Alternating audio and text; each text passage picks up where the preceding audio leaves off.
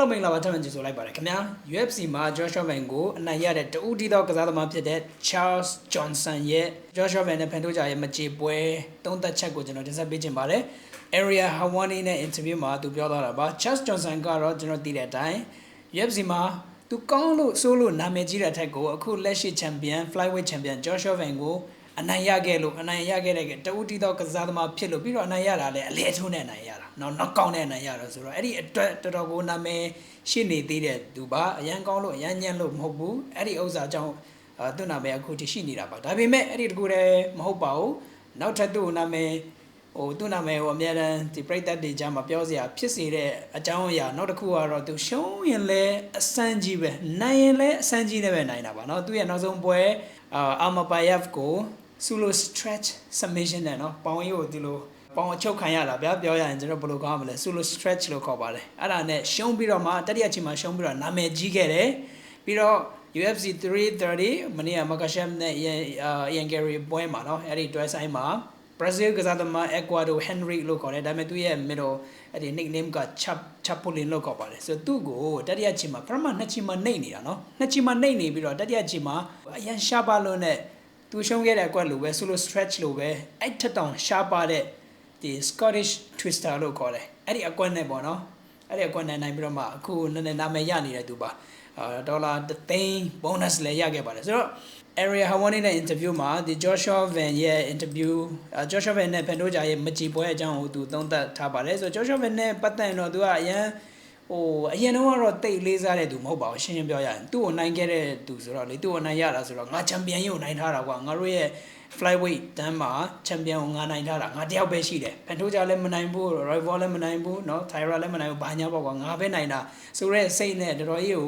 ကိုမန်တက်ခဲ့သေးတဲ့တယောက်ပါဒါပေမဲ့သူနောက်ဆုံးပွဲမှာဒီ Alex Perez ကသူအလဲထိုးလိုက်တယ်အဲ့မနဲ့လေးငြိမ်သွားတယ်ပြီးတော့နောက်ပွဲလေးသူထပ်ရှုံးတယ်เนาะ Amapayev ကလည်းထပ်ရှုံးတော့တော်တော်လေးကိုနာမည်ကျနေခဲ့တာဒါပေမဲ့အဲ့ဒီတနေ့ကပဲ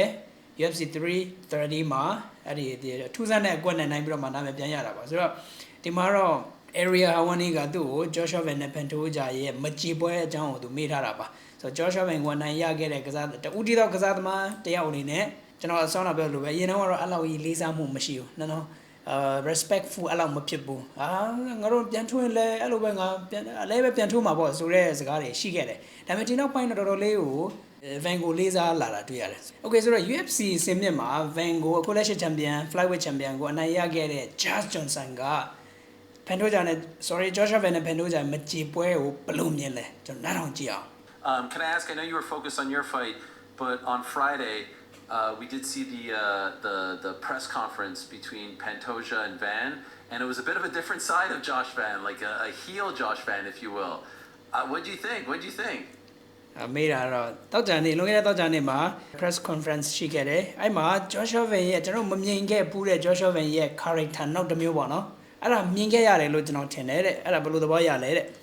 That's not surprising. That's been the same Josh Van all along. I don't know what y'all been watching, but he's been the same guy all along. Oh, သူပြောတာတော့ Joshua Van ကဘာမှပြောင်းလဲမသွားပါဘူးအဲ့ဒီသူ့ရဲ့အဲ့ဒါပုံမှန်သူ့ရဲ့ style ပါပဲတဲ့အရင်ကတည်းကသူအဲ့တိုင်းပါပဲတဲ့ He's been talking the same way all along, and he's just being pressed about it. And I think he's getting a little annoyed with some things that were said. Right? Okay. ဒီပုံမှန်ပဲအဲ့လိုပဲသူစကားပြောနေကြပါတဲ့ကျွန်တော်ထင်တာတော့သူနည်းနည်းဒီစိတ်ပြတ်သွားပုံရဒေါသနည်းနည်းထွက်စိတ်ဆိုးပုံရတယ်တဲ့ဒီကဒီသူခပတ်ရခဲ့တဲ့ပုံစံနဲ့ပတ်သက်ပြီးတော့လူတွေပြောတာကိုသူတော်တော်လေးစိတ်ထဲမှာမကျေနပ်ဘူးထင်တယ်နည်းနည်းစိတ်အနှောက်အယှက်ဖြစ်တယ်ထင်တယ်တဲ့ He's still young. I think that Josh is an amazing talent. I think he's done some amazing things. I think he's going to be very successful for the rest of his career, and he's already done what 99% of people in this organization haven't been able to do. Van ကတော်တော်တက်ငယ်ပါသေးတယ်ဒီအခုအသက်အလောင်းနဲ့တင် UFC မှာဒီ69ရာခိုင်နှုန်းလောက်ကမလုံနိုင်တဲ့ဥစ္စာတွေကိုသူအခုငယ်ရွယ်နဲ့အကုန်သူသိမ့်ပိုင်နိုင်တယ်လုံနိုင်တယ်တကယ်ကိုအည်သွေးရှိတဲ့ကစားသမားပါတဲ့ He's living at the height of his dream at a young age, you know, and it's fun to see, it's fun to witness, it's fun to be a part of that story and him to be a part of my story. And so အဲ့လိုမျိုးအခုလောလောဆယ် Van ကသူ့ရဲ့အမြင့်ဆုံးရောက်နေတယ် ဆိုတော့သူ့ရဲ့ခရီးမှာဒီအစိပ်ပိုင်းတစ်ခုနဲ့ကျွန်တော်ဆိုလိုချင်တာကသူနဲ့လည်းထိုးခဲ့တာဟုတ်ဆိုတော့အဲ့လိုမျိုးဒီအစိပ်ပိုင်းတစ်ခုအနေနဲ့ဒီပါဝင်ရတာကျွန်တော်ဂုဏ်လဲယူပါတယ်တဲ့ So for me, I wasn't surprised. I've seen how Josh moves and talks, and he believes in himself 100%, and that's how you're supposed to talk when you're a champion. You know, no. Okay ကျွန်တော်တော့ဘာမှဒီမှားတာမမြင်ပါဘူးJoshua Van champion ကအဲ့လိုပဲစကားပြောရမှာပဲလေတဲ့ဆိုကျွန်တော်အနေနဲ့ဘာမှထူးထူးဆန်းဆန်းမမြင်ပါဘူးဒါပုံမှန် Joshua Van ရဲ့ style ပါပဲတဲ့အဲ့လိုပဲသူစကားပြောနေကြပါတဲ့ Nobody was sitting up here making excuses for Muhammad Ali when he was talking crazy to people. You know? Okay Muhammad Ali ဆိုတာတော်တော်များများသိမှာပါ Muhammad Ali လည်းသူငယ်ငယ်တုန်းကအဲ့လိုမျိုးနော်ဒီ Muhammad Ali လည်းတော်တော်ကိုစကားပြောခဲ့တာဟိုနော် I'm the GOAT I'm the greatest ကျွန်တော်ပြောပါတယ် the greatest ဆိုတဲ့စကားလုံးက GOAT ဆိုတဲ့စကားလုံးကသူကနေလာတာနော် Muhammad Ali ကနေလာတာဆိုအဲ့လိုမျိုးတွေသူငယ်ငယ်ရွယ်ရွယ်နဲ့ပြောခဲ့တဲ့အချိန်မှာဘယ်သူမှသူ့ကိုမမုန်းခဲ့ပါဘူးတဲ့ဘယ်သူမှမင်းအဲ့လိုမပြောနဲ့ကိုနှိမ့်ကြပါပါညာမပြောခဲ့ကြပါဘူးတဲ့ champion ဆိုအဲ့လိုစကားပြောနေရမယ်ကျွန်တော်တော့ကြိုက်တယ်တဲ့သူပြောတာ He was saying some crazy stuff to people. So, yeah, man, that's part of the game. That's what it's supposed to be, and I think that brings a lot of good attention to the weight class. Oh, အဲ့ဒါကောင်းတယ်ဆိုအဲ့လိုမျိုးသူပြောလိုက်တော့ကျွန်တော်တို့ရဲ့ flyweight တန်းအတွက်ဒီလူတွေကပို့ပြီးတော့စိတ်ဝင်စားလာကြတယ်ပေါ့ဆိုလူတွေရဲ့စိတ်ဝင်စားမှုကိုကျွန်တော်ရဲ့ weight တန်းဘက်ကိုယူဆောင်လာပေးပါတယ်တဲ့ကောင်းတဲ့စိတ်ဝင်စားမှုကိုယူဆောင်လာပေးပါတယ်တဲ့ You know, we need more parity. We need more parity. We need to get rid of this old lame ass narrative that the flyweights were almost cut. Everybody says the same thing for 10 years. Like, what are y'all talking about? The most exciting fights for like the past 8 years, when we talk about fight of the year, has been like flyweight fights. Oh, အဲ့ဒါလည်းဟုတ်တယ်နော်အဲ့ဒါလည်းဟုတ်တယ်ဆိုသူပြောတာတော့ဒီကျွန်တော်တို့ parody ဆိုတာအဲ့လိုမျိုးပေါ့နည်းနည်းလူတွေက clip ပေါ့ဗျာလူတွေက clip ပြီးတော့ဒီ viral ဖြစ်မဲ့အပိုင်းလေးတွေအဲ့လိုမျိုး parody တွေငါတို့အများကြီးလိုတဲ့ flyweight မှာဆိုတော့ဟိုနေ့က Van နဲ့ဖန်တိုးကြဥစားတော့တော်တော်လေးကို parody တွေတော့အများကြီးရှိခဲ့နော်လူတွေကအဲ့ဒါကိုပြန်ပြီးတော့ဖန်တီးကြတာဆိုလို့ကျင်တာပါပြန်ဖန်တီးပြီးတော့တချို့ reaction လုပ်ပြီးတော့အဲ့လိုမျိုးပြန်နှံ့တာပေါ့ parody ငါတို့အများကြီးလိုတဲ့ပြီးလို့ရှိရင်ဒီအရင်တော့က flyweight တန်းမကောင်းပါဘူးเนาะ flyweight တန်းကို Dana White ကလည်းဖြုတ်ဖို့တွေပါညာရှိခဲ့တာဟုတ်အဲ့လိုမျိုးတွေပြောခဲ့ကြတာ bullshit လို့ပြောပါတယ်သူကတော့နော်သူက bullshit လို့တော့မကောင်းပါဘူးအဲ့ဒီပုံစံဆိုအဲ့ဒီဥစ္စာကိုငါတို့ဒီမေ့ပစ်ဖို့လိုတဲ့အခုလွန်ခဲ့တဲ့9နှစ်မှာ UFC ကအကောင်းဆုံးပွဲတွေကဒီ some of the best fights က flyweight ပွဲတွေပဲဒီအကောင်းဆုံးပွဲတွေတဲ့တချို့ပေါ့နော် flyweight ပွဲတွေပဲဖြစ်တယ်လို့ပြောတယ်အဲ့ဒါတကယ်ဟုတ်တယ်နော်မနစ်ကလည်း2025မှာလည်း Brandon Royval နဲ့ Joshua Van ရဲ့ပွဲက Fight of the Year ရသွားတယ်เนาะပြီးရင်ဟိုနေ့ကဒီ Brandon Royval နဲ့ Lona Kavanagh เนาะအဲ့ဒီပွဲလည်းတော်တော်ကောင်းတယ်အနည်းဆုံးတော့ contender ဖြစ်မှာပဲ Fight of the Year contender မှာတော့ပါမှာအပြီးလို့ရှိရင် Joshua Van နဲ့ Tyra ပွဲเนาะအဲ့ဒါ Fight of the Year ဖြစ်ဖို့တော်တော်ကိုရခိုင်နှုန်းများပါတယ်အခုဒီအဲ့တိုက်ကောင်းတဲ့ပွဲကျွန်တော်မတွေ့သေးပါဘူး Justin Gaethje နဲ့ Topuria နဲ့ Justin Gaethje ပွဲကောင်းတော့ကောင်းတယ်ဒါပေမဲ့ဟိုအဲ့မှာ MMA ရတာအပြည့်အဝမခံစားလိုက်ရအောင်เนาะ Joshua Van နဲ့Benတို့ကြပွဲJoshua Van နဲ့ Tatsuro Taira ပွဲကတော့တော်တော်များများက Fight of the Year ဖြစ်ဖို့ဒီထင်ကြီးပေးခံရတဲ့ပွဲဖြစ်ပါတယ်အခု Joshua Van နဲ့ဖန်တိုဂျာပွဲဘယ်လိုလာမလဲပေါ့နော်အဲ့ဒါကျွန်တော်စောင့်ကြည့်ဖို့လိုမယ်ဆိုလို့ချင်းတော့ကကျွန်တော်ပြောတာနည်းနည်းများကျွန်တော်ဖြည့်ပြောတာနည်းနည်းများသွားတယ် Like, what are we talking about? Stop talking about how we were almost cut. Like, that doesn't even... I know it was a thing, but that thing was fleeting and it should have never been a thing. So why are we still talking about it, right? Okay. အဲ့တော့ကတော့သူတို့အဲ့လိုဒီ flyweight တန်းကိုဖြုတ်ဖို့တွေဘာညာပြောခဲ့ကြတယ်အဲ့ဒီတော့ကလေးသူတို့မပြောခဲ့တဲ့တာပြောင်းမပြောခဲ့တဲ့တာဆိုတော့အဲ့ဒီအားကိုကျွန်တော်မေ့ပြဖို့လိုတယ်တဲ့ And I think, yeah, this flyweight, how we are now, everybody in this weight class can be a world champion. And there's a lot of amazing athletes. So the more shine, more glory we get, the more things that happen like that is good. Let's get it more. Okay အဲ့လိုမျိုးဖြစ်လေကျွန်တော် flyweight တန်းတော့ကောင်းလေပါပဲတဲ့ဒီ Van နဲ့ Pantoja ရဲ့သတင်းစာရှင်းလင်းပွဲအဖြစ်အပျက်ကိုဆိုလိုတာပါအဲ့တော့ကျွန်တော်တို့ဒီလိုမျိုးပုံများလေကောင်းလေပါပဲတဲ့ flyweight တန်းမှာရှိတဲ့ကစားသမားတွေဒီတော်များများက champion ဖြစ်နိုင်တဲ့ level ရှိကြပါတယ်တဲ့ I agree it should have never been a thing. It's been what 7 years since that narrative came out. It was before the TJ Henry Cejudo fight. It's almost every event now. Certainly the numbered events, like last event, the Lonnie Kavanagh fight was unbelievable. Brandon Royval, like almost every event, the flyweight fight is one of the best fights on the card. Your fight on Saturday was amazing. So yeah, I couldn't agree with you more. And I love. area ပြောတာလည်းဟုတ်တယ်လုံးအဲ့ဒီ flyweight တောင်ဖြုတ်ဖို့စကားထွက်တာက9နှစ်ရှိတယ်လို့ပြောပါတယ်နော်9နှစ်တက်တော့မကြောက်လို့ပြောပါတယ်ဒီ TJ ဒီလရှော့ထင်ပါတယ် TJ ဆိုတော့ TJ နဲ့ Henry Cejudo ပွဲဝင်းကျင်မှာပေါ့အဲ့ဒါရှိကိုမရှိခဲ့တင်တာပါတဲ့အခုကျွန်တော်အဲ့ဒီကနေကြည့်မယ်ဆိုရင်ဒီတွဲဆိုင်ဒီပွဲတစ်ခုလုံးမှာပေါ့ cut တစ်ခုလုံးမှာဒီ flyweight ပွဲပါတဲ့ဥစ္စာ flyweight ပွဲတွေကဒီ cut တစ်ခုလုံးရဲ့ဒီအကောင်းဆုံးပွဲတွေထဲမှာပါလာအများတန်းတွေ့ရတယ်တဲ့ဟိုနေ့ကဒီလုံနာ Kevin နဲ့ Brandon Royval ပွဲဆိုရင်လည်း get one of the best maybe အဲ့ဒါ fight of the night ဖြစ်ခဲ့တယ်နော် fight of the night ဆိုတော့ the best fight of the card အဲ့တွဲဆိုင်နေအားလုံးမှာလုံနာ Kevin နဲ့ Brandon Royval ရဲ့ပွဲကအကောင်းဆုံးပွဲဖြစ်ခဲ့တယ်ပြီးလို့ရှိရင်အခုဒီ Charles Johnson နဲ့ Chapolin ပွဲလည်းအဲ့ဒီပွဲမှာ one of the best fights ပြောလို့ရတယ်အဲ့တော့ခင်ဗျားပြောတာမှန်ပါတယ်တဲ့လုံးဝလက်ခံပါထောက်ခံပါတယ်တဲ့I love like this title fight is amazing. By the way, do you think he wins? Do you think he beats Pantoja, Josh Van? Josh Van နဲ့ Pantoja ကိုအနိုင်ရမယ်ထင်လားတဲ့ I think he has an opportunity. I'm not one for picking fights, and I'm not a betting man, but I think they both have an opportunity. It's all going to be a battle of wills and who can make their game plan happen. I think he has the correct archetype to stuff takedowns and keep the fight in the center and make it tough for Pantoja. သူ့မှာအခွင့်အရေးရှိရလို့ပြောပါတယ်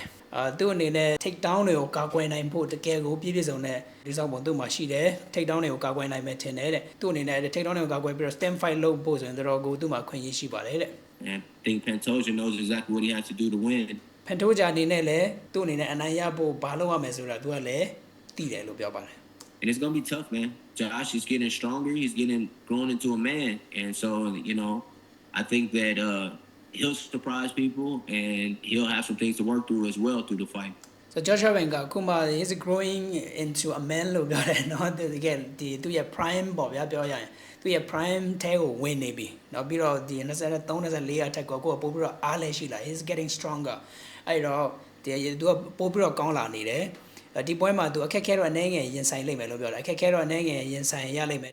And I'm excited to see how he deals with that. I'm excited to see how Pantoja deals with he always had like this round 3 or 4 laps where he's like kind of coast and I don't think Josh's going to allow him to do that. And I think that's going to be a very telling part of the fight coming up. And I'm excited to see how they handle that. အဲ့ဒီအပိုင်းလေးကျွန်တော်သဘောကျတယ် so Joshua Van အနေနဲ့ Pantoja ရဲ့တချို့အကွက်တွေကိုသူဖြည့်ရှင်းရလိမ့်မယ်လို့ပြောတယ်เนาะ the grappling ပြပါဖြစ်ပေါ့အဲ့ဒီဥစ္စာတွေကိုသူဘယ်လိုကြော်ဖြတ်နိုင်မလဲကျွန်တော်တော်ကိုစိတ်ဝင်စားနေပါတယ်တဲ့ပြီးလို့ရှိရင် Pantoja အနေနဲ့လည်း Joshua Van ရဲ့ style ကိုเนาะဘယ်လိုကြော်ဖြတ်မလဲဘယ်လိုရင်ဆိုင်မလဲကျွန်တော်ကြည့်ချင်ပါတယ်တဲ့ Pantoja ရဲ့အားနည်းချက်တစ်ခုကတဲ့ပရမတ်ကြီးမှာကောင်းတယ်တတိယနဲ့စတုထကြီးမှာသူကပြင်းလေးရှိရလို့ပြောပါတယ်အဲ့မှာနည်းနည်းအားရောက်လေးရှိရလို့ပြောပါတယ်ဆိုတော့ Joshua Van ကလုံးဝအလုပ်ပေးမှာမဟုတ်ခင်ဗျာအသက်ရှူခွင့်ပေးမှာမဟုတ်ဘူးတဲ့အဲ့တော့ Pantoja အနေနဲ့အဲ့ဒါခံနိုင်မလားကျွန်တော်ကိုစိတ်ဝင်စားပါတယ်တဲ့ကြည့်ချင်ပါတယ်တဲ့ Okay ဒီနောက်ပိုင်းတော့သူ့ရဲ့နောက်ပွဲအကြောင်းကိုသူတို့ပြောကြတာပါဆိုတော့သူ့နောက်ပွဲအကြောင်းတော့ကျွန်တော်မပြောတော့ဘူးလीနော် Okay ဆိုတော့သူ့ရဲ့ comment ကိုကျွန်တော်ဒီကနေထပ်ပြီးတော့မှသူ့ရဲ့မှတ်ချက်ပေါ်မှာကျွန်တော်မှတ်ချက်ပေးရရင်အဲ့ဒီသူပြောတဲ့ Pantoja ရဲ့တက်လုံပေါ့နော်တက်လုံဆိုတာတက်ကို Pantoja ရဲ့အဲ့ဒီ3ချီနဲ့4ချီမှာ Pantoja နေလေးရှိတယ်เนาะသူ့ပွဲတွေကိုကြည့်လို့ရှိရင်ပရမတ်2ချီမှာရန်ကောင်းတယ်အဖွင့်ရန်ကောင်းတယ်ဆိုတော့သူကဘယ်လိုလဲဆိုတော့ဒါသူ့ရဲ့ game plan လည်းဖြစ်နိုင်တယ် boxing မှာဆိုရင်အဲ့ဒီအတွေ့အခေါ်တော်တော်လေးရှိတယ်ဥပမာ3မိနစ်ရှိရမလားပရမမိနစ်မှာကောင်းကောင်းလေးတိုက်စစ်လို့เนาะဒုတိယမိနစ်ကိုခင်ဗျာအနားယူတတိယနောက်ဆုံးစက္ကန့်30ဆိုရင်တော့မှလုံလောက်တယ်တဲ့နောက်ဆုံး30စက္ကန့်မှာဒီတိုင်လူကြီးတွေကအဲ့ဒီအချီကိုကိုကလုံးဝတားတဲ့ပုံစံနဲ့ပေါ့ပြန်ဖိအဲ့လိုမျိုးအဲ့ဒီဥစ္စာ boxing မှာအယူအဆရှိတယ်ဒါပေမဲ့မြန်မာဆိုရင်တော့အချီပိုကြတယ်ဆိုတော့ဥပမာပရမမိနစ်ပရမစက္ကန့်90လောက်ပေါ့စက္ကန့်90လောက်ကိုကိုကဖိပြီးတော့မှဒိုင်နေရဲ့အာယုံကိုစားတာပေါ့เนาะဒိုင်နေကဒီတယောက်အဖွင့်ကောင်းတဲ့ဟာဖြစ်အောင်ပြီးရင်ကျန်တဲ့ကြားထဲက2မိနစ်ဘာညာကိုသူပြန်ရှော့မယ်။နောက်အဲ့မှာနည်းနည်းအနားပြန်ယူပြီးတော့နောက်ဆုံး10မိနစ်မှာပြန်ဖိအဲ့လိုမျိုးအချီမာတောင်မှအဲ့ဒီ strategy ရှိလေရှိတယ်။အဲ့တော့ပွဲတစ်ခုလုံးကိုပြောရရင်ငါးချီရှိတဲ့အတွက်ပရမတ်2ချီကိုတောင်းကစားကြားထဲမှာเนาะကြားထဲကအချီကိုနည်းနည်းလွတ်ထားလိုက်ဆိုတော့ကိုအနားယူပြီးတော့မှအရင်အားရင်ချွေတာပေါ့ချွေတာပြီးတော့နောက်ဆုံးချီမှာလုံးဝကို strong we need to finish strong နော်လုံးဝကိုဒီအတိုင်းရဲ့မျက်စိထဲမှာလုံးဝဒီအနိုင်နဲ့ထိုက်တန်တဲ့ပုံစံမျိုးနဲ့ပွဲအဆုံးတတ်ရင်ပေါ့နော်အဆုံးတတ်လို့ရှိရင်ဒီအမှတ်မှာကိုတာနိုင်ချေများတယ်ဆိုတဲ့အယူအဆကဒီတက်ခိုင်လောကမှာရှိတယ်ဗျာဆိုတော့ maybe Pantoja ကအဲ့ဒီဥစ္စာသုံးတာလည်းဖြစ်နိုင်တယ်မဟုတ်ရင်သူတက်လုံကြတာပဲနော်လုံးဝအဲ့ဒီဥစ္စာ strategy နဲ့မဆိုင်ဘဲနဲ့သူရဲ့တက်လုံကြတာလည်းဖြစ်နိုင်ပါလေကျွန်တော်တို့တက်လုံကိုပို့ပြီးတော့တက်လုံဘက်ကိုပို့ပြီးတော့ရင်းတယ် အဲ့ဒီအပိုင်းပါလေဖန်တိုးကြတဲ့ပတ်သက်လာဆိုတော့သူပြောသွားတာလေအဲ့ဒါကောင်းတယ်ဖန်တိုးကြအဲ့ဒီအလဲချီတွေမှာပေါ့နော်နည်းနည်းအဲ့မှာလုတ်အားကြတယ်ပေါ့ work rate နည်းလေးရှိတယ်ဆိုတော့အဲ့ဒီအချက်လေးကိုတော့ကျွန်တော်သဘောကျတယ်အဲ့တော့ပွဲတော့ September 20ရက်နေ့မှာလာတော့မှာပါနော်ဘလုံးဝမဆောင်နိုင်ပါဘူး and still ဖြစ်ဖို့ပဲကျွန်တော်တို့လုံးဝအပြည့်ယုံကြည်မှုရှိပါတယ်ဒီ Johnson နေနဲ့လည်းနော် Chess Johnson နေနဲ့လည်းသူရဲ့လေတံသူရဲ့စကားပြောပုံကိုကြည့်ရရင် Vango ပို့ပြီးတော့သဘောကျတဲ့ပုံပဲတဲ့လား Vango ပို့ပြီးတော့သဘောကျပုံရတယ်ဆိုဖန်တိုးကြရဲ့ grappling ကို Van အနေနဲ့ဖြည့်ရှင်းရလိမ့်မယ်လို့ပြောတယ်နော် he will have something to work through လို့ပြောတယ်ပြီးလို့ရှိရင်ဖန်တိုးကြအနေနဲ့လည်း Joshua Van ရဲ့ pressure နော် Joshua Van ရဲ့အဲ့ဒီတွဲလုံးတွေကိုပြီးရင်လုံးဝမနာဘဲနဲ့တိုက်စစ်သွားတာเนาะအဲ့ဒီဥစ္စာတွေကိုသူ့အနေနဲ့ရှင်းနိုင်မလားအဲ့ဒါလည်းကျွန်တော်ကြည့်ချင်တယ်လို့ပြောပါတယ်အဲ့တော့နှစ်ချီသုံးချီပရမချီမှာလည်းဗန်ကနားမှာမဟုတ်ဒုတိယချီတတိယချီအဲ့တိုင်းပဲသွားမှာဗန်ကရင်တော့ပရမချီမှာနည်းနည်းနေ work rate နည်းတယ်ပေါ့เนาะအဲ့လိုမျိုးကျွန်တော်တို့နားလည်ခဲ့တာဒီနောက်ပိုင်းတော့အဲ့လောက်မရှိတော့เนาะပရမချီပရမ10မိနစ်2မိနစ်လောက်မှာပဲနည်းနည်းသူအခြေအနေကြည့်တယ်အဲ့နောက်ပိုင်းဆိုဖြီးတော့တာပဲတောင်းရှောင်းအဲ့တိုင်းပဲဒုတိယချီလိုက်တတိယချီစရုပ်ထချီ5ချီအဲ့တိုင်းပဲသွားတာเนาะကာဒီယိုကကြောက်စရာကြီးအဲ့တော့ Chess Johnson ရဲ့ဒီစကားပြောပုံနဲ့ဒီသူပြောဆိုတဲ့အချက်လက်တွေကိုကျွန်တော်ပြန်ပြီးတော့သုံးသပ်ရမယ်ဆိုရင် Vango ပို့ပြီးတော့သဘောကျတဲ့ပုံစံရှိတယ်တဲ့လားဆိုတော့ဒါသူအနိုင်ရခဲ့တဲ့သူဖြစ်လို့လည်းဖြစ်နိုင်တယ်နော်ကိုအနိုင်ရတဲ့သူကပွဲရှိလို့ရှိရင်အဲ့ဒီကိုအနိုင်ရတဲ့သူပဲနိုင်ဖို့ဒီကစားသမားတွေကခံမှန်းလေးရှိပါတယ်ဆိုတော့ဘယ်လိုဖြစ်လာမလဲကျွန်တော်စောင့်ကြည့်ကြတာပါနော်ဘယ်လိုသဘောရလဲ Chess Johnson နဲ့သဘောတူလားကွဲလွဲလားAlright, thank you for watching. ပုံမှန်လိုပဲ subscribe လုပ်ဖို့မေ့ပါနဲ့ခင်ဗျာ